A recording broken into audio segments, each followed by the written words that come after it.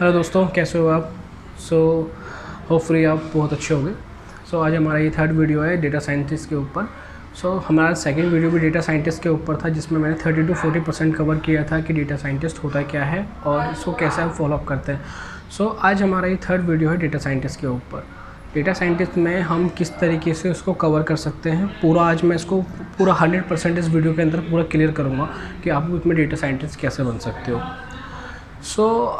Data scientist बनने के लिए ना आपको पूरा कवर करना पड़ेगा। एक रोड मैप होता है डेटा साइंटिस्ट का, जिसको आपको कवर करना पड़ेगा, तभी आप एक डेटा साइंटिस्ट बन सकते हो। फॉर एग्ज़ाम्पल, अगर आपको किसी बिल्डिंग के थर्ड फ्लोर पे जाना है, तो थर्ड फ्लोर पे जाने के लिए आपको एक सीढ़ी ही यूज़ करनी पड़ेगी, जिससे आप क्या होगा, स्टेप बाय स्टेप आप फोर्थ फ्लोर पे पहुंच सकते हो। डायरेक्ट फोर्थ फ्लोर पे नहीं पहुंचा जा सकता।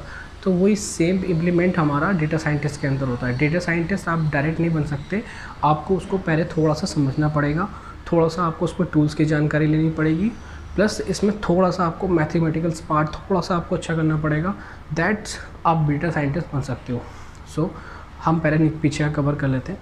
देखो, डेटा साइंटिस्ट बनने के लिए ना पहले डेटा साइंटिस्ट को समझना ज़रूरी है। डेटा साइंटिस्ट जो डेटा के ऊपर काम करता है, that is called data scientist. Data का खेल है सारा का सारा। अगर हम छोटा सा एग्जांपल हम पहले की बात करें, तो लोग पहले क्या करते थे, पहले कंपनी क्या करती थी कि डेटा को पहले कलेक्ट करती थी। अब उनकी जो पूरी ईयरली या मंथली जितनी भी सेल्स हो रही है, उन सेल्स का डेटा को कलेक्ट करती थी। डेटा को किस तरीके से कलेक्ट, चाहे वो हमारा किसी पैड पे या किसी रजिस्टर में या किसी एक्सेल फॉर्म में, कहीं ना कहीं वो सेव कर रहे थे उस डेटा को। तो डेटा को जहाँ सेव कर रहे थे, वो डेटा एंट्री का पार्ट कहलाता था। डेटा एंट्री के थ्रू क्या करता था कि अपने पास वो डेटा कलेक्ट कर रहे थे। अब अगर हम 20 से 30 साल पुराने पहले की बात कर रहे हैं, तो जो वो डेटा जो कलेक्ट हो रहा था उनके पास, वो उस फील्ड के हिसाब से सिर्फ लोग डेटा एंट्री को लोग हायर करते थे डेटा एंट्री करने के लिए।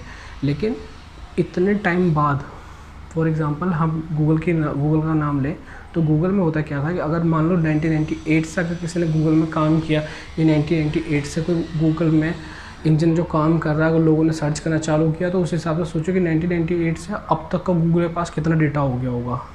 तो गूगल के पास क्या हुआ, डेटा तो वो इकट्ठा हो गया, तो दैट इज़ कॉल्ड कि उनके पास इतना सारा डेटा आ गया। अब कंपनी क्या करती है कि कंपनी देखती है कि यार हमारे पास आज की डेट में इतना सारा डेटा है कि हम किसी भी कस्टमर की नॉलेज को समझने के लिए, अगर हम समझना चाहें, तो डेटा को हम पढ़ सकते हैं। ठीक है। अगर कोई पर्सन 1998 से या फिर 20 या 30 साल पहले से, मतलब अब तक, वो आज तक क्या सबसे ज़्यादा किस चीज़ को प्रोडक्ट को यूज़ करता है या क्या सबसे ज़्यादा चीज़ सर्च करता है, उसी के ऊपर ही वो फोकस कर रहे हो। तो कंपनी क्या करती है कि एक डेटा साइंटिस्ट वाले को हायर कर लेती है। डेटा साइंटिस्ट क्या कर लेता है कि वो आज तक का जितना भी पीछे का डेटा है, उस डेटा को उठाती है, उस डेटा को उठा के सारा का सारा डेटा वो छानती है, उसमें एक मैथमेटिकल एल्गोरिथम लगाते हैं। एल्गोरिथम लगाने के बाद उससे डेटा साइंटिस्ट को पता चल जाता है कि हाँ यार, इस कंपनी के अंदर ये प्रोडक्ट सबसे ज़्यादा सेल हुआ है। उस बिहाफ पे कंपनी को वो बता दिए कि हाँ सर, एक काम कीजिए, हमारे 20 से 25 साल के डेटा में मैंने ये देखा है कि ऐसे बंदे हमारे पास ज़्यादा हैं जो इस प्रोडक्ट पे ज़्यादा इंटरेस्ट रखते हैं, ये ज़्यादा सबसे ज़्यादा प्रोडक्ट में इंटरेस्टेड है, और प्लस किस टाइम में, कौन से ईयर में सबसे ज़्यादा परचेज़ हुई है, किस मतलब परचेज़ कब होती है, सेल्स कब से ज़्यादा निकलती है हमारे पास से। तो ये सारी चीज़ें जो हैं, ये डेटा साइंटिस्ट का काम है बताना कि हाँ यार ऐसे ऐसे हुई है। अरे हाँ, डेटा साइंटिस्ट ही बताएगा कि क्या नाम है कि अब कंपनी को क्या डिसीजन लेना चाहिए। तो कंपनी के एक डेटा के बिहाफ पे कि कंपनी को अब क्या करना चाहिए, ये काम डिसीजन जो देगा, ये डेटा साइंटिस्ट देगा कंपनी के ऑनर को। जो कंपनी को डिसीजन ये बताएगा कि आप ये डिसीजन लो। मेन काम है साइंटिस्ट क्या होता है कि जैसे साइंटिस्ट क्या होता है, किसी फार्मूला को तैयार करके फाइनली इम्प्लीमेंट कर देता है ना कि हाँ यार ये करना है। सेम डेटा साइंटिस्ट का यही काम है कि वो डेटा के एक बार सारा पढ़ के अब डिसीजन देने का काम किसका आ गया, डेटा साइंटिस्ट का। ठीक है। अब डेटा साइंटिस्ट डिसीजन तो देगा ही देगा। अब प्लस थोड़ा सा हम डेटा साइंटिस्ट के बारे में पढ़ रहे हैं, प्लस उसके थोड़ा सा पीछे बैक में चले जाते हैं कि डेटा साइंटिस्ट आखिर बनता फाइनली कैसा है। मैंने अभी आपको एक छोटा सा एग्जांपल अभी दिया था कि अगर आपको फोर्थ फ्लोर पे पहुंचना है, तो फोर्थ फ्लोर पे आप डायरेक्ट नहीं जा सकते। डायरेक्ट जाने के लिए मतलब कोई रास्ता ही नहीं है डायरेक्ट जाने का। डायरेक्ट अगर जाना चाहोगे तो वो भी पहुंचा जा सकता है, लेकिन आप सोच के देखो कि डायरेक्ट जाने के लिए आपको बहुत ज़्यादा मेहनत करनी पड़ेगी। ठीक है। लेकिन उसको थोड़ा सा और मतलब हम थोड़ा कॉम्प्लिकेट कर देंगे। हम डायरेक्ट समझते हैं कि अगर हम पहले फर्स्ट फ्लोर पे जाएंगे, फिर सेकंड फ्लोर पे जाएंगे, फिर थर्ड पे जाएंगे, फिर फोर्थ फ्लोर पे जाएंगे। सेम उसी तरीके से डेटा साइंटिस्ट के अंदर है। देखो पहले क्या, डेटा एंट्री या कोई भी ऐसी प्रोफाइल जहाँ पे डेटा कलेक्ट करता है, तो वो क्या हो गया हमारा कि जहाँ पे डेटा इकट्ठा हो गया, जैसे डेटा एंट्री मान लो कि बंदे ने डेटा इकट्ठा कर लिया बहुत सारा। आज के डेट में MIS एग्जीक्यूटिव भी बोलते हैं, उसका काम भी यही है कि डेटा को कलेक्ट करना, कंपनी के डेटा को कलेक्ट करना और आगे दे देना। ये काम क्या है, MIS एग्जीक्यूटिव है, डेटा एंट्री। और आज की डेट में इसको इस फॉर्म के अंदर एक और नाम जुड़ गया है, बिग डेटा वालों का। बिग डेटा वालों का भी काम यही है। जैसे पहले के डेटा एंट्री के लिए एक्सेल को यूज़ कर रहे हैं, तो एक्सेल के अंदर कितना डेटा आप यूज़ कर सकते हो, 10 लाख से ज़्यादा डेटा उसमें नहीं आ सकता एक्सेल के अंदर। अगर आप एक्सेल यूज़ कर रहे हो तो एक फॉर्म है कि हाँ 1 लाख से ऊपर का डेटा या 10 लाख से ऊपर का डेटा नहीं जाएगा उसके अंदर। लेकिन बिग डेटा के अंदर ये पॉसिबल हो सका। बिग डेटा के अंदर हुआ क्या कि अगर आप उसके अंदर कोई डेटा अगर यूज़ कर रहे हो, ठीक है, अगर आप उसके अंदर कोई डेटा एंट्री करना चाह रहे हो, डेटा को कलेक्ट करना चाह रहे हो, तो बिग डेटा इतना लार्ज स्केल पे डेटा कलेक्ट कर सकता है जिसमें आपका कह सकते हो कि थोड़ा बिलियंस ऑफ डेटा जा सकता है, मतलब करोड़ से भी ऊपर, मतलब बिलियंस में चला गया डेटा। तो बिलियंस में अगर आप कैलकुलेट करना चाहो डेटा को, तो आप इजीली बिग डेटा को यूज़ कर सकते हो। तो एक्सेल जो डेटा एंट्री की जो प्रोफाइल पे जो वर्क कर रहे थे, अब जो उसमें मूव करके बिग डेटा में आ गए। तो बिग डेटा में क्या होता है, क्या सेम ही काम होता है, बस फ़र्क इतना होता है कि एक्सेल के अंदर सिर्फ खाली एक नंबर फॉर्म में या अपना एक अल्फ़ाबेटिकल फॉर्म में जो डेटा जा रहा था, उसी डेटा के फॉर्म में जा रहा था। जैसे कि मान के चलो कि अगर मेरे पास .jpg फाइल है, अगर आज हम एक फ़ोटो लेते हैं तो फ़ोटो किस फाइल में सेव होती है, JPG फाइल में होती है। अगर कोई वीडियो शूट करते हैं तो किस फॉर्म में होती है, वो पूरी की पूरी वीडियो MP4 फाइल में सेव होती है, ठीक है। अगर कोई इमेज की कोई क्वालिटी है, जैसे PNG फाइल, तो अगर कोई PNG फाइल में फ़ोटो, तो फ़ोटो कैसे सेव होगी, फ़ोटो प्लस .png। ये सारे अगर डेटा हमारे पास फ़ोटो रिलेटेड डेटा है या वीडियो रिलेटेड डेटा है, या हमारे पास एक नंबर है, कॉन्टैक्ट नंबर है, जिसे हम CVC फाइल बोलते हैं, CVS पर फाइल भी बोलते हैं, अगर वो फाइल भी हमें सेव करनी हो तो एक्सेल के अंदर पॉसिबल है नहीं, एक्सेल के अंदर ये डेटा नहीं जा सकता। तो इसीलिए बिग डेटा बनाया गया। बिग डेटा के अंदर कौन सा टूल यूज़ होता है, स्पार्क और हडूप। स्पार्क और हडूप प्रोफाइल यूज़ हुआ है इसके अंदर। हडूप एक्चुअली बिग डेटा के अंदर जो हडूप वो जो सॉफ्टवेयर है, इसका काम क्या है कि अलग अलग तरह के जितने भी डेटा हैं, अप्रॉक्सीमेट अगर 100 तरीके का डेटा होता होगा, तो 100 तरीके के डेटा को ये हडूप के अंदर आते हैं, उसको हडूप के अंदर सेव करके थोड़ा सा अच्छी फॉर्म में कन्वर्ट करके बिग डेटा वाले इसको डेटा को अब आगे बढ़ा देते हैं, ठीक है।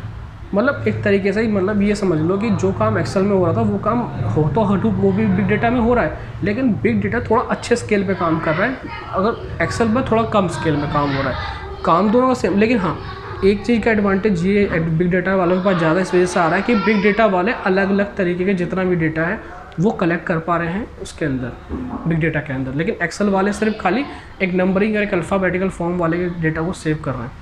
और हर तरीके का, जिस तरीके का भी डेटा हो हमारे पास, चाहे डॉट से होता हो या टेक्स्ट, किसी भी तरीके का डेटा हो, वो बिग डेटा के अंदर जा रहा है। सो बिग डेटा वाले एक उस डेटा को एक अच्छी फॉर्म में कन्वर्ट करके उसको आगे भेज रहे हैं। अब आते हैं हमारे पास डेटा एनालिस्ट। एनालिस्ट वाले का काम क्या है, एनालिस्ट वाले क्या करते हैं कि भाई जो बिग डेटा वाले ने जो हमें डेटा जो दिया है, उसने किसी भी फॉर्म में जो डेटा हमें दिया है, ठीक है, मान के चलो कि उसने .jpg फाइल में बहुत सारा डेटा दिया है, या मान के चलो MP3 वाले कोई गाने थे, MP3 का एक डेटा था, बहुत बड़ा डेटा था, कंपनी किसी म्यूज़िक कंपनी का डेटा था, वो डेटा हमारे पास आ गया, एनालिस्ट वालों के पास आ गया डेटा। किसने दिया, वो बिग डेटा वालों ने दिया। अब एनालिस्ट क्या करता है, उस डेटा को थोड़ा और अच्छे समझ के उस पर अपने टूल यूज़ करता है। जैसे बिग डेटा वाले किस टूल को यूज़ कर रहे थे, अपने काम को अच्छा और अच्छे तरीके से प्रोफेशनल बनाने के लिए, मतलब एक अच्छा प्रोफेशनल दिखाने के लिए वो हडूप और स्पार्क को यूज़ कर रहे थे। अब आता है एनालिस्ट। एनालिस्ट क्या करता है, डेटा को, उनके पास जो डेटा को समझने का एक अच्छा तरीका होता है वो पावर BI होता है। पावर BI क्या होता है कि सेम कि जो बिग डेटा वाला है, जो हडूप और स्पार्क यूज़ कर रहे हैं, वो थोड़ा थोड़ा जो उनका काम है वो भी काम सेम एनालिस्ट वाला ही कर रहा है, लेकिन एनालिस्ट क्या करता है, उसको और बेटर फॉर्म में करता है। जैसे कि उस पर इसे कह सकते हो कि एक डेटाबेस में डालना है, उसको SQL में डालना है, जिससे वो डेटा हमारे पास लॉस्ट ना हो। दूसरा, उसको एक अच्छे ग्राफिकल फॉर्म में चेंज कर रहा है, थोड़ा अच्छा ग्राफिकल दिखाने के लिए कि हाँ यार थोड़ा सा ग्राफ अच्छा हो जाए। अच्छा, एनालिस्ट के अंदर आजकल डेटा विजुअलाइजेशन भी यूज़ होता है। डेटा विजुअलाइजेशन मैंने अपनी लास्ट वीडियो में बताया था, मैं अभी बताता हूँ डेटा विजुअलाइजेशन क्या होता है। कि भाई जो डेटा विजुअलाइजेशन के लिए जो सॉफ्टवेयर यूज़ होता है उसको बोलते हैं हम टेल्बो। टेल्बो का काम क्या है कि कोई किसी भी प्रकार का डेटा हमारे पास हो उसको एक अच्छे चार्ट के रूप में समझ लें। जैसे हमने 10th और 12th क्लास में हमने सिग्मा पढ़ा हुआ, या हमने जो एक ग्राफिकल फॉर्म में जिसमें हम टाइपिंग में समझते थे ना कि हम डेटा को किस तरीके से जल्दी समझ सकते हैं। मान लो एक आईपीएल, पिछले साल का आईपीएल हो या फिर पिछले 10 साल का आईपीएल हो, अगर उसका एक ग्राफ बन के आ जाए तो हम उसे अच्छे तरीके से समझ जाते हैं ना कि हाँ यार ये ग्राफिकल फॉर्म में।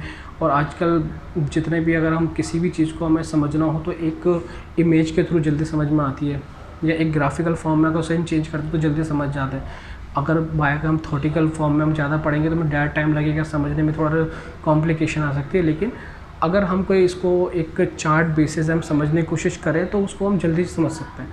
तो ये काम किसका है? टेल्बो का काम है। और टेल्बो किस में यूज़ हो रहा है आजकल डेटा एनालिस्ट वाला काम जो कर रहे हैं टेल्बो को यूज़ कर रहे हैं।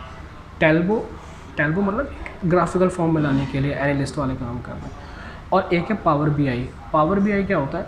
जो सेम जो काम बिग डेटा वाले कर रहे थे वो भी यही काम कर रहे हैं, लेकिन उसको और बेटर बनाने के लिए एक, आप कह सकते हो उसको एक अच्छी तरीके से छोटी फॉर्म। मान के चलो डेटा एंट्री वालों ने तो डेटा बनाया था, बहुत सारे डेटा इकट्ठा कर लिया था, लेकिन उसको थोड़ा सा कस्टमाइज़ करके बिग डेटा वालों ने दे दिया। अब एनालिस्ट वाले क्या कर रहे हैं? उसी डेटा पे काम तो कर रहे हैं, लेकिन उसमें थोड़ा सा और अच्छा बेटर बना के प्लस उसको ग्राफिकल फॉर्म में अच्छी तरीके से बना रहे हैं। ग्राफिकल फॉर्म में मतलब जिससे कि आप अच्छी तरीके से समझ जाओ। मान के चलो कि अगर आपको किसी अपनी कंपनी के अंदर पूरे जितने भी टीम है सबको दिखाना है, या फिर अपने सारे एम्प्लॉयज़ को, कलीग्स को, या जितने भी डायरेक्टर है, चेयरमैन को, सबको डेटा दिखाना है कि पिछले 20 साल में हमारी कितनी सेल हुई है, या कौन सा प्रोडक्ट सबसे ज़्यादा सेल हुआ, उस चीज़ को दिखाना है या समझना है, तो डेटा एनालिस्ट परफेक्ट है। ये बंदा सारा डेटा को एक बारी के अंदर समझा सकता है कंपनी में कि हाँ यार ऐसा ऐसा हुआ था। अब आता है प्रोफाइल हमारा डेटा एनालिटिक्स। डेटा एनालिटिक्स क्या होता है?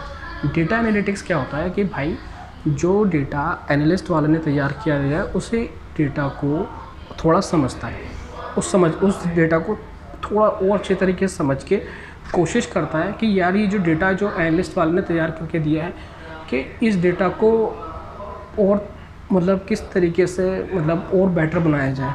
मतलब इसमें मैथमेटिकल फार्मूला लगा के इसको थोड़ा और समझने की कोशिश करता है। मतलब इसमें आप कह सकते हो कि अब यहाँ पे काम आता है हमारा एल्गोरिथम लगाने का। ये स्टैटिक्स, अब जितने भी हमने स्टैटिक्स, एक प्रोबेबिलिटी भी बोल सकते हो उसको। अपने प्रोबेबिलिटी क्या होता है? आपने 10th या 12th क्लास में आपने प्राथमिकता बोला होगा, जिसमें क्या नाम है, एक कॉइन उछाला जाता है, कॉइन उछलते में कि हेड आएगा, टेल आएगा।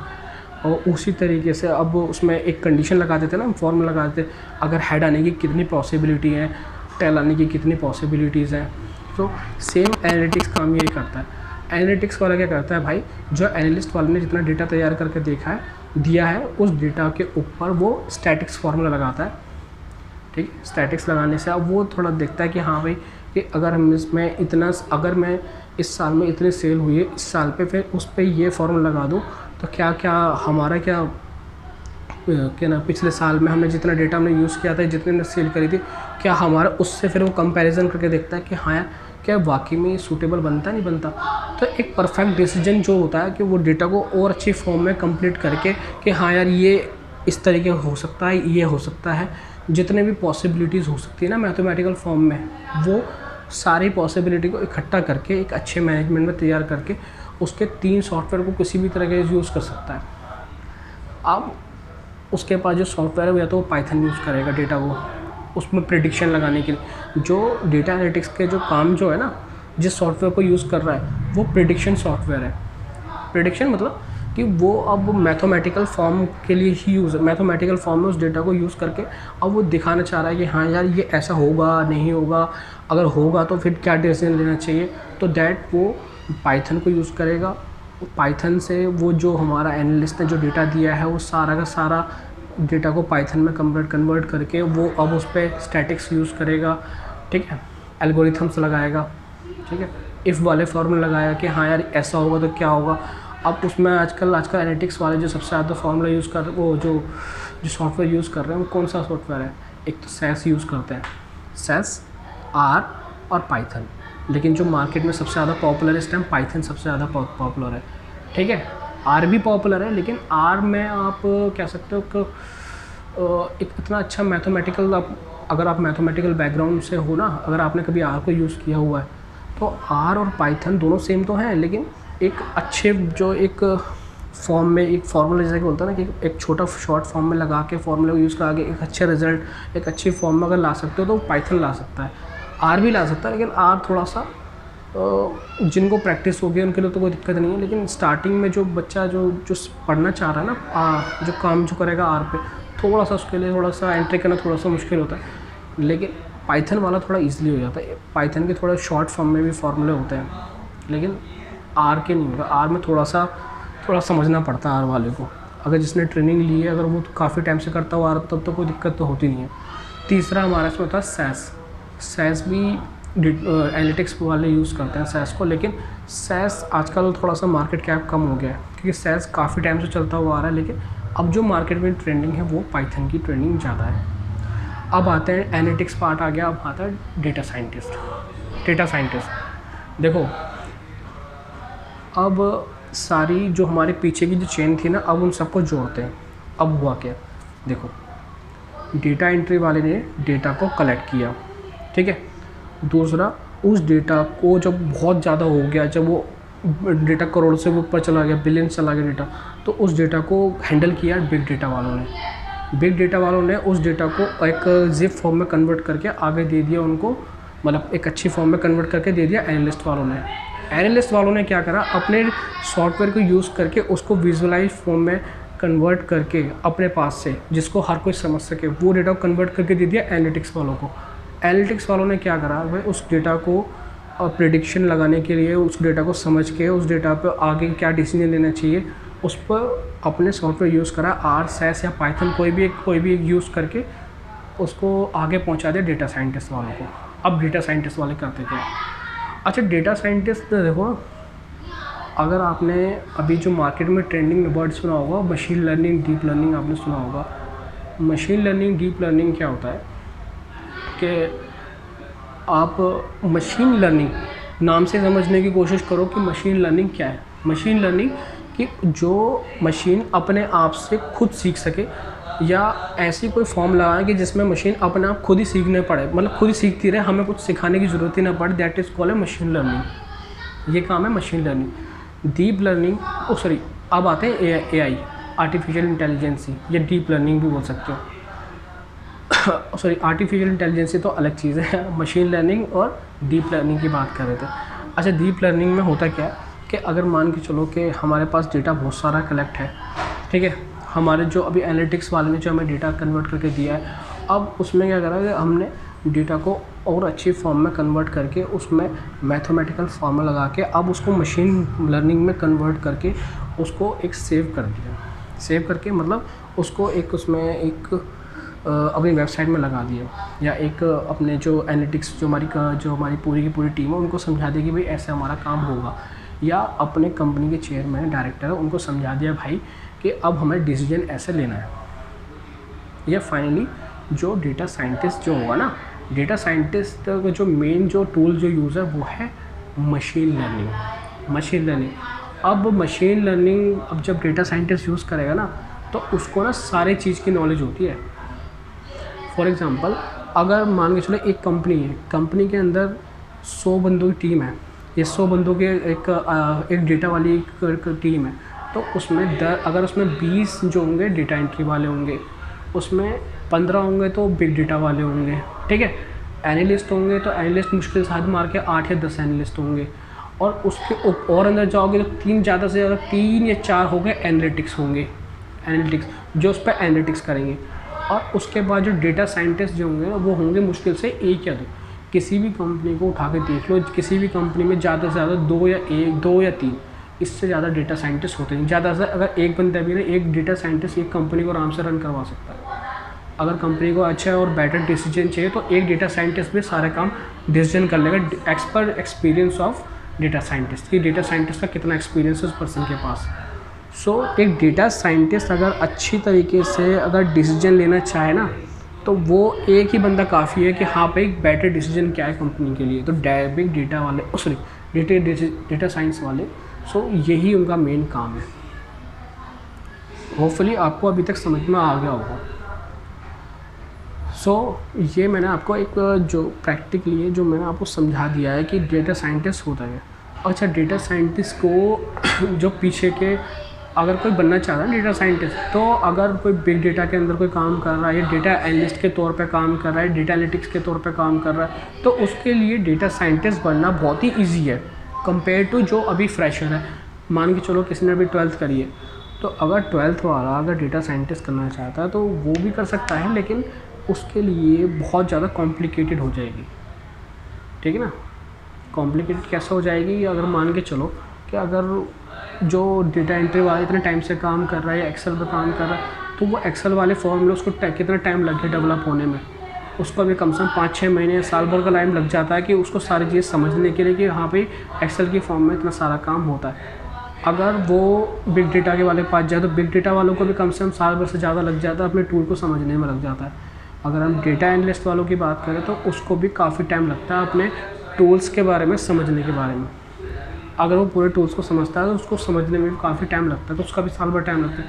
आप कैसे सोच सकते हो कि इतने सारे टूल्स को एक बंदा कैसे सीख लेगा?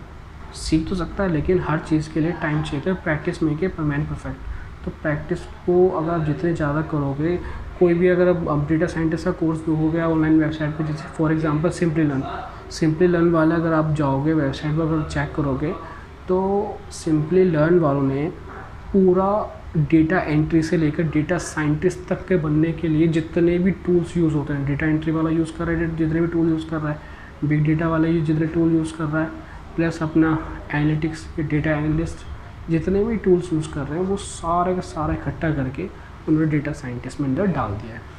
डेटा साइंटिस्ट वाले अब वो क्या कर रहे हैं कि सारा का सारा करिकुलम पढ़ेंगे। अच्छा, आपने ड्यूरेशन भी चेक करिए कि सिंपली लर्न कि वो करा कैसे रहे हैं कि वो पूरा 1 साल के अंदर थोड़ा करके सारे टूल्स को ही आप सिखा देंगे। मतलब पॉसिबिलिटी नहीं छोड़ेंगे कि क्या नाम है कि आपको कुछ मतलब कि हाँ भाई कहीं से कमी नहीं छोड़ेंगे। अगर आप किसी कंपनी में जा रहे हो और मान के चलो कोई कंपनी सिर्फ खाली पाइथन के ऊपर ही काम कर रही है डेटा साइंटिस्ट के अंदर, तो आपको आर और सैस सीखने की क्या ज़रूरत है नहीं? तो इतना बड़ा आप सारा का सारा सीख के जाओगे और वहाँ जाने के बाद पता चला कि आपको तो वहाँ पे तो आर और सैस का तो कोई यूज़ ही नहीं है, पाइथन ही तो यूज़ हो रही है, तो फिर 1 साल का इतना टाइम क्यों? मेन थिंग कि अगर आपको डायरेक्टली अगर डेटा साइंटिस्ट बनना है तो कोई भी एक प्रोग्रामिंग लैंग्वेज आपको अपनी बेटर करनी पड़ेगी। कोई भी अपनी अब डेटाबेस को अच्छी लैंग्वेज तैयार करनी पड़ेगी जिसमें आपको कोई भी अच्छी प्रोग्रामिंग लैंग्वेज आनी चाहिए बैकएंड के लिए, जैसे SQL हो गया, प्लस पाइथन प्रोग्रामिंग होगी। अगर आर करना चाहो तो आर भी आप कर सकते हो, सैस करना चाहो तो सैस भी कर सकते हो। लेकिन अगर आप सारा चीज़ सीख के अगर आप डायरेक्ट जो सिंपली लर्न करा रहा है कि हाँ इतना सारा आप एक साथ सारा का सारा कोर्स कर लिया और वो भी 1 साल का टाइम ले लिया, और उसके बाद आप कंपनी में जाने के बाद आपको रियलाइज़ हो रहा है कि यार कि मैंने इतना सारा बेशक तो मैंने सीख लिया, लेकिन यूज़ में क्या हो रहा है? यूज़ में आपका पावर BI यूज़ हो रहा है, यूज़ में आपका हडूप यूज़ हो रहा है, आपका स्पार्क यूज़ हो रहा है। ठीक है, ये 3-4 चीज़ें यूज़ हो रही हैं और देन आप काम कर रहे हो, तो इतना सारा तो ड्यूरेशन तो आपकी बेकार ही गई ना, 1 साल की ड्यूरेशन। तो मेरा तो यही डिसीजन है आपसे कि अगर आपको एक बेटर डेटा साइंटिस्ट बनना है तो आपको पाइथन, पावर BI, अगर आपने पाइथन अच्छी कर ली, पावर BI कर ली, आपने टेल्बो अच्छा कर लिया। टेल्बो किस लिए यूज़ होता है? देखो थोड़ा हर प्रोफाइल से थोड़ा आपको पढ़ना है, तभी आप डेटा साइंटिस्ट बन सकते हो। डेटा साइंटिस्ट मतलब डेटा का साइंटिस्ट। तो आपको हर प्रोफाइल से थोड़ा सीखना है। आपने बिग डेटा से आपने वहाँ से स्पार्क को थोड़ा सा पढ़ना है, स्पार्क के सॉफ्टवेयर को अच्छी तरह ही पढ़ना है। आपको हडूप का थोड़ा बहुत आना चाहिए। आप डेटा एनालिस्ट हो तो डेटा एनालिस्ट का थोड़ा बहुत पार्ट आना चाहिए, जैसे कि आपको टेल्बो आना चाहिए, ठीक है, जिसमें आप ग्राफिकली थोड़ा अच्छा समझ सकते हो। ठीक है, क्योंकि अगर मान लो इतने फॉर्म से होकर डेटा गुजर रहा है तो आप मेन साइंटिस्ट आपको डिसीजन देना है कंपनी को, हाँ आपको ये करना। अगर मान लो चलो आपके पास डेटा आ रहा है और डेटा जो फाइनली जो डेटा साइंटिस्ट के पास पहुंच रहा है और आप डेटा साइंटिस्ट हो, मान के चलो कि एनालिटिक्स वाले ने कोई गलती कर दी है या बिग डेटा वालों ने गलती कर दी है, तो आप कैसे पकड़ोगे उस गलती को, आप कैसे बताओगे? तो ये चीज़ें आपको तो आनी चाहिए ना। तो ये कोई एक्सपीरियंस पर्सन ही कर सकता है, कोई फ्रेशर पर्सन नहीं कर सकता। तो जो बंदा इन सब चीज़ों से निकला हुआ है ना, वो तो बेटर इस चीज़ को पकड़ लेगा, लेकिन कोई नया बंदा इस चीज़ को नहीं पकड़ सकता, या अगर 1-2 साल हो गए तो वो तब भी इतना खासा ध्यान नहीं कर सकता। सो मेरी तो आपसे यही है कि हर प्रोफाइल से थोड़ा थोड़ा सीखें। आप थोड़ा हडूप सीखें, थोड़ा स्पार्क सीखें, टेल्मो सीखें, पावर बीआई सीखें, पाइथन प्रोग्रामिंग लैंग्वेज को बहुत अच्छा करें, एसक्यूएल को अपना बहुत बेटर करें, तब जाके आप अच्छे बेटर डेटा साइंटिस्ट बन सकते हैं। और इसी के साथ अपने स्टैटिक्स और एल्गोरिथम को थोड़ा अच्छा करो, जिससे आप ये मशीन लर्निंग में थोड़ा अच्छी तरीके से समझ पाओगे, जिससे कि आप बता पाओगे कि क्या नाम है कि हाँ इतना सारा डेटा हमारे पास क्या है, तो उस पर आप एल्गोरिथम लगा के उस डेटा को थोड़ा और अच्छा करो, डेटा को और बेटर तरीके से आगे कंपनी में रिप्रेजेंट कर सको और कंपनी को डिसीजन दे सको कि हाँ यार ये काम करना है। तो that is called a data scientist. तो आप समझ गए होंगे कि डेटा साइंटिस्ट की जर्नी क्या है, डेटा साइंटिस्ट आखिर बना कैसे डेटा साइंस, और बेसिकली डेटा साइंस प्रोफाइल पे पहुंचने के लिए क्या क्या स्टेप्स होते हैं। ये सारा मेनली काम जो है वो डेटा साइंटिस्ट का काम है। सो होपफुली आपको डेटा साइंटिस्ट के बारे में ज़्यादा बेटर समझ में आया होगा।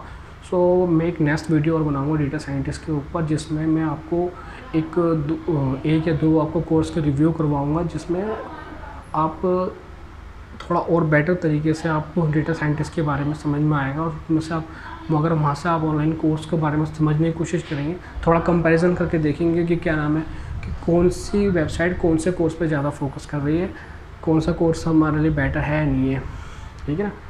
और डेटा साइंटिस्ट को और अच्छी तरीके से समझेंगे। सो होपफुली गाइज आपको बेटर पता चला होगा कि डेटा साइंटिस्ट है क्या। सो अब नेक्स्ट वीडियो में मिलते हैं। नेक्स्ट वीडियो में डिस्कशन करते हैं कि डेटा साइंटिस्ट के टूल्स के बारे में थोड़ा सा, प्लस हम थोड़ा और शॉर्ट टाइम देखेंगे कि डेटा साइंटिस्ट कैसे जल्दी बन सकते हैं, ठीक है। So bye, see you soon, please take care.